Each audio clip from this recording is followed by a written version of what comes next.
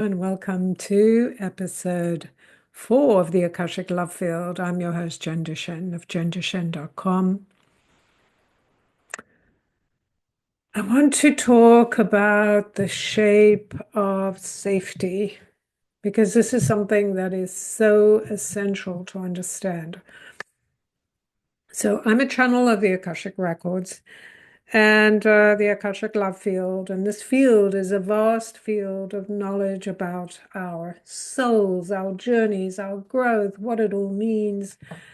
And of course, we all have a different way of experiencing life in the world. And let me say, the way that our lives are impacted is through our perception. What we believe is what we see. So for example, when you're pregnant, you suddenly notice everyone around you is pregnant, or you are interested in a red car, or you buy a red car, and suddenly everyone around you has a red car. So it's your awareness. Oh, there's this thing, right? So many of us have our perceptions shaped by our experiences and what we tell ourselves that it means, or what we take in from society. So if X happens, it means Y. This is just the formula of how our minds interpret the energy that moves through our body, which we call feelings. So something happens, we witness something, we experience something, and then we feel something, right? Something happens in our bodies. And typically, we associate that feeling with something. So it's like our mind, the logic in our mind wants to say, okay, this means something, right? And what does it mean? Okay, so when I was a kid, or this is, people, if I said to somebody, if I questioned them, they told me you're annoying. So, I got to step back, I got to behave in a certain way. Because ultimately, in order to function, we need to be safe. We need to feel safe. And with these waves of emotion or feeling that hit our bodies because of things that we're experiencing or that we're witnessing, because we label them a certain thing and we tell our brains, it means this, that I'm in danger, for example. If I hear this sound, I'm in danger, right? And our bodies are very powerful, even though we don't give them much attention in a typical world. We have lauded things like, the brilliance of the mind or the ability to do certain skills. And yes, we do admire sports people that can do amazing things with their bodies, but we have not really come to a place of respecting the body, respecting the power of this field that holds us on this planet, in this place, in this experience. This is our container. I know a lot of people have sort of insulting things they say about the body.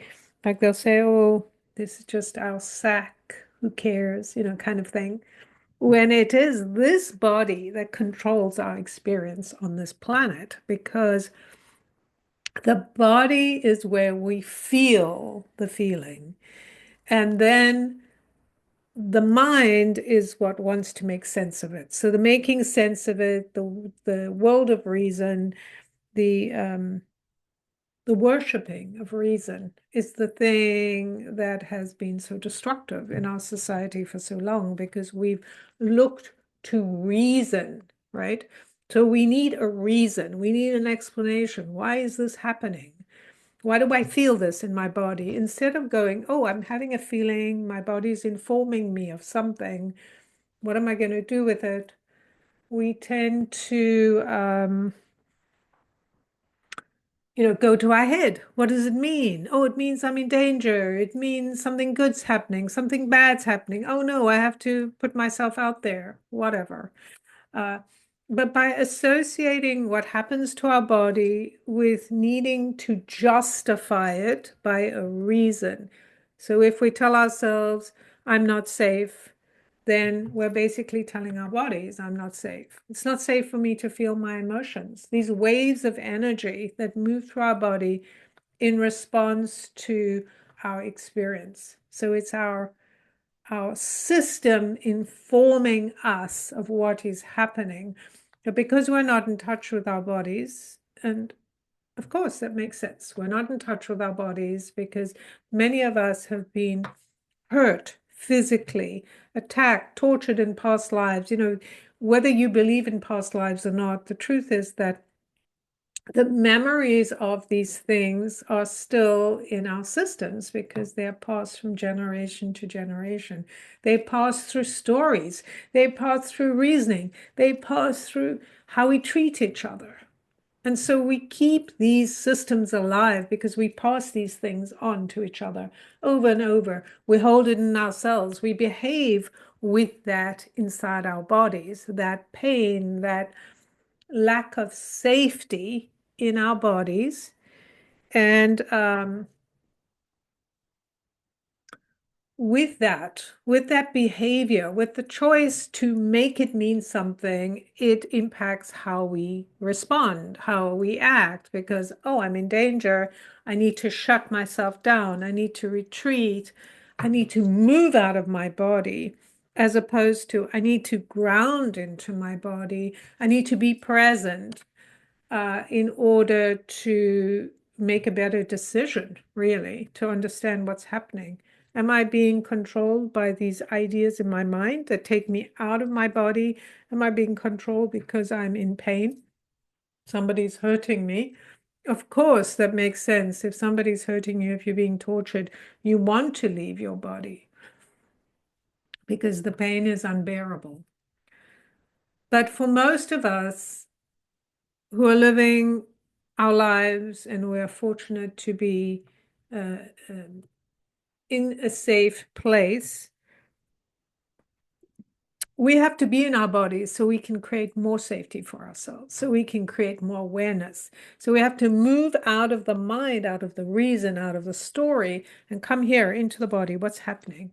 So many times when we have an illness, it's our body talking to us.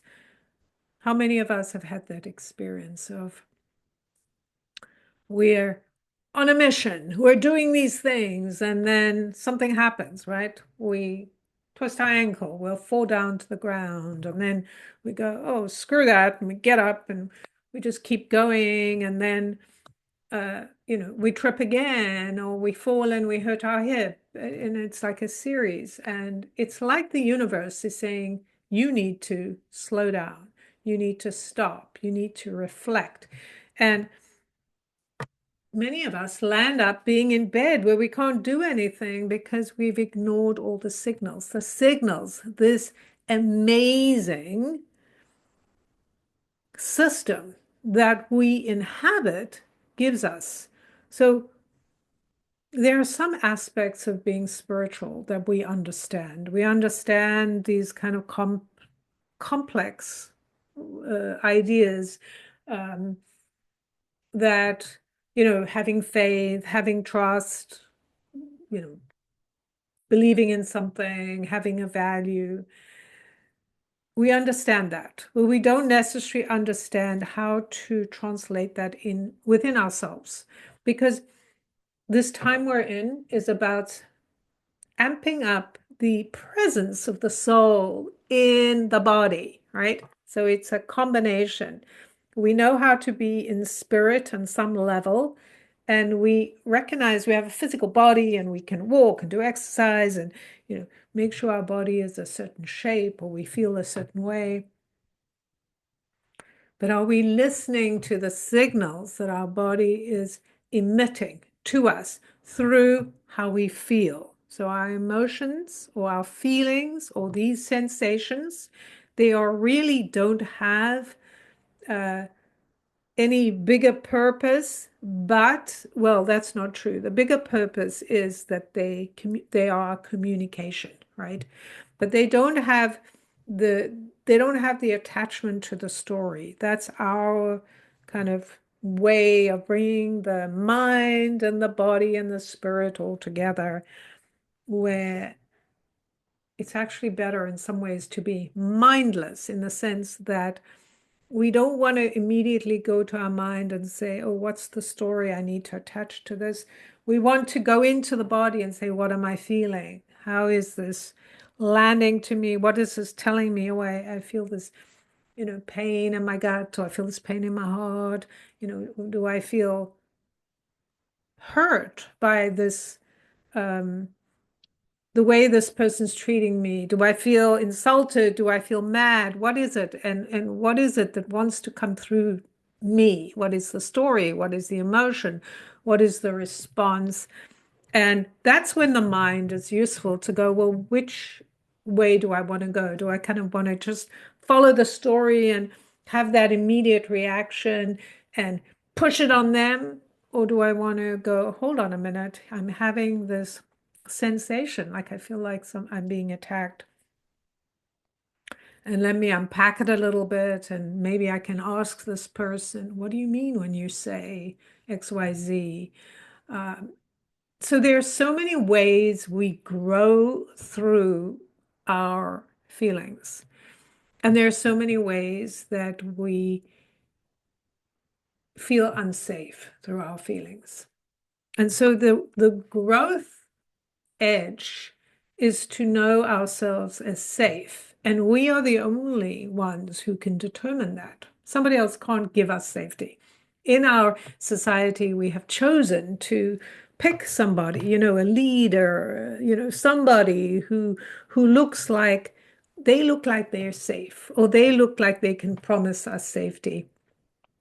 And I say this as somebody who has wanted that. Like, I wanted other people to keep me safe. I wanted other people to guarantee me a safe passage. If I just behaved a certain way, then, I'd be safe in the world. If I just do what I'm told, if I do it the way I'm meant to, then I'll have all the things and the safety that's guaranteed by someone else. But, you know, the issue with giving our safety to someone else is that they can flip a switch, they can change their mind, they can do something else and do something to me, or say, well, you belong to me, your safety belongs to me, but now I'm going to sell you to the highest bidder because on one way or another, it doesn't have to be an actual sale, but there are many ways that you can be sold off. Okay, I'm not going to help you anymore. I can't help you. Here's somebody else in my life I want to give safety to. Or I need you to promise me you'll never do X, Y, Z. And at some point I had to go, well, I don't want that contract anymore. I need to tear it up. I can't not express myself in order to have the safety. And at the same time, I still don't feel safe. The shape of safety is what we create through the inner awareness, the inner vibration. So our bodies are the instrument of our safety, because the body informs us when we don't feel safe. The body informs us either through feeling pain or feeling an emotion, a response. We really have to get excellent at listening, at going silent when we're in a situation, and we need to reflect on, what is my body telling me? What do I want to do? What do I need to do now? As opposed to just responding, right? Reacting. Somebody's trying to, sometimes it is good. Sometimes we do need to react very quickly. But the faster you get in touch with your body, the faster you understand that, yes, my reflexes are working because I'm in tune with what my body's telling me. It's telling me to run, and this is a good time to run, or now's the moment to take stillness. It's a funny thing that We often think, well, I'm in a hurry. I don't have time to stop. I don't have time to pause or reflect. There's too much to do. This is a desperate situation. And yet, taking that moment of stillness, just, it's sort of like this reflective breath, this moment of inner sort of gauging what's happening inside of me. Going into that stillness, a moment of meditation within yourself, meditating with your body is very powerful because taking that moment could save you many moments later. So I'm going to stop here because I know this is a lot, and I would love to hear your questions about what is it about the body.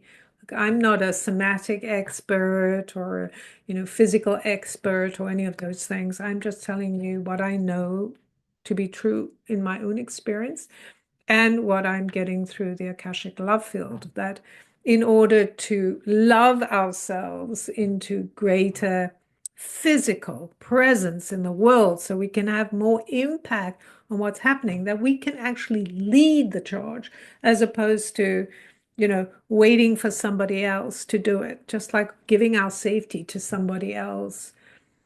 We just can't what's the word? We can't give those things to someone else to take care of. We have to do that for ourselves. No one else can take on our safety. We can't outsource it. That's the word. Thank you. Source speaks. We can't outsource. This is our source energy that needs to be sourced from within, our safety. And so the first step is getting clear about this relationship you have with your body as a communication. You're communicating with your body. And when you do hit the stories, you want to begin to unpack it. Why do I feel like this? Oh, I have this story from the past. Oh, I had this experience. Do I still want it? Or how can I sort of activate this energy of safety within me? There are many ways, but the first one is this, the listening. Of course, why am I saying during? Through our breath, we become more familiar with ourselves, with our bodies. So our breathing, pausing, listening, cultivating that energy of the wisdom of our bodies so we can begin to relax our nervous system, bring our nervous system, the vagus nerve, etc., into the parasympathetic and the sympathetic systems into alignment. So we're like, you know what? I'm good. I don't need to be in these extreme modes because I can be in stillness with my body, with this incredible powerful, brilliant genius of a container that I'm in. Okay, I said it, and I'm saying it now. I'm going to pause here. I'm going to stop here because this is just the beginning. And we have so far to go. But it doesn't matter if we're only starting now. What matters is that we are starting, that we're beginning. We're taking a breath, we're taking a moment to check in with our bodies. And this is a beautiful moment to just breathe in and take that moment to just listen.